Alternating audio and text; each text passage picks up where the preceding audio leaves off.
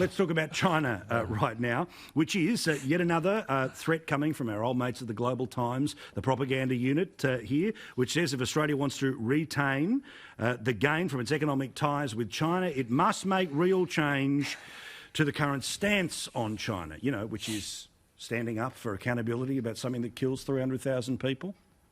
The tourism loss may only be the tip of the iceberg, is the beginning of the threats. And then we got out of Beijing a warning to their students, don't go to Australia because it's unsafe, because of the racism. Here's Matthias Cormann saying no. Well, we disagree with it. Australia is an open and welcoming country. We are very popular with international students. We have a world-class higher education sector, and indeed we are a highly successful, tolerant, welcoming, multicultural society. Now, Gary, you know, the oversensitivity, the over-punishing of Australia that we know we're going to go through here, I say rather than bend to the threat, adapt to the threat, to say, sorry, Australian universities, if you've gone in the space of 10 years from 20% of your first-year students being from overseas to now up to 50%, guess what? You've got a flaw in your business model. Yeah, Paul, I mean, we are a lucky country only because we've been lucky to get away with being so lazy for so long. We've taken the short-term hit of sugar all the time. We've not put the effort in. You know, Zed talked, and I hear the same thing out of Canberra. Zed's in the ministry, but I hear out of Canberra that the government is very determined to get us onto the footing of doing some serious long-term thinking. I had a chap on my program the other week about Project Iron Boomerang, a railway line that hooks up the coalfields of Queensland with the iron ore fields of Western Australia and connects the 3,300-kilometre railway line. This is the sort of thing where we can actually value add the products that we make. The private sector will do this and sell the products to other countries, including China.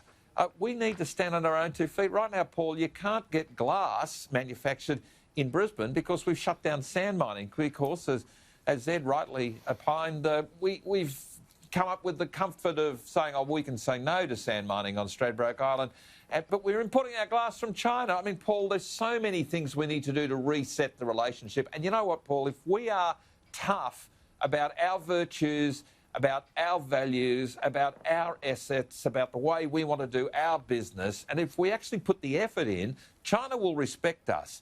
They won't walk away from us because the big plus is that for parents in Beijing, Sydney and Brisbane and Melbourne are 2 hours ahead. In other words, it's very close to the timeline. It's much better than Europe and America for their student children studying abroad. So we've got a big story to sell, and we should just get on with doing it, but for our reasons, not to bow over and take it just because they want to give what we are prepared to take. It's crazy. Yeah, Zed, what about the stuff that Gary was focusing on there in the middle there, about that stuff like glass, you know, about the idea that, you know, we've had certain movements that have stopped us from being able to do things like mining sand to be able to then put it into that particular industry. These are the sorts of things we need to get on top of, right? Can we actually do this sooner rather than later, or is this one of those oil tanker things?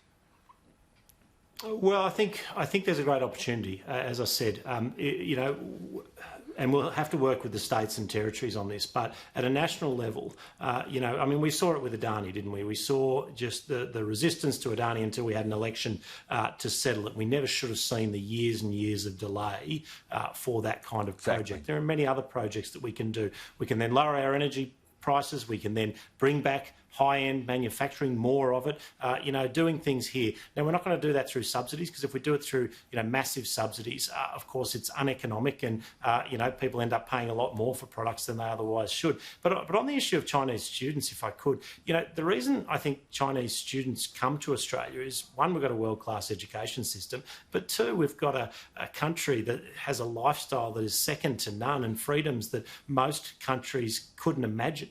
And there will be a demand for that. There will continue to be a demand for that from China and from other places. I think universities have in some cases relied too much on Chinese students, but we want them from all over the world. If they're prepared to come and make a contribution, and I think they will continue to come, and the fact that they're being told not to come when self-evidently we are not that racist nation that is being portrayed, I think is a good example of why many people want to be in a free country like Australia as opposed to other types of not so democratic countries. Good.